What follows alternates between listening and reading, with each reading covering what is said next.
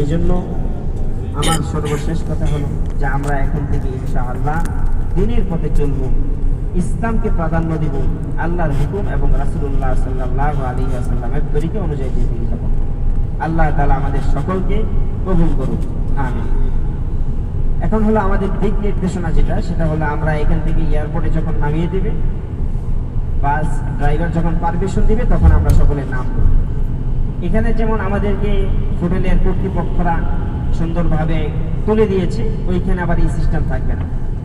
আপনারা যারা এইবার নতুন উমরা করেছেন, হয়তো আপনারা কেমন সার্ভিস পেয়েছেন এটা বলতে পারবেন না, কিন্তু আরো দুই একবার করলে বলতে পারবেন, তুলনা করা যাবে, পার্থক্য করা যাবে যে কোন সার্ভিসটা কেমন ছিল। আলহামদুলিল্লাহ, যারা পুরানা, যারা আমরা সকলেই দেখেছি, আমাদেরকে মদিনা হোটেলের মধ্যে খুব যেভাবে আদর আপ্যায়ন করেছে, আমাদেরকে যে সুযোগ সুবিধা করে দিয়েছে, এমন অন্যান্য জায়গায় পাওয়া যায় খুবই কম। আমি তো বিভিন্ন সময় আসি, বিভিন্ন হোটেলে উঠি, এমন আন্তরিকতা খুব কম থাকে।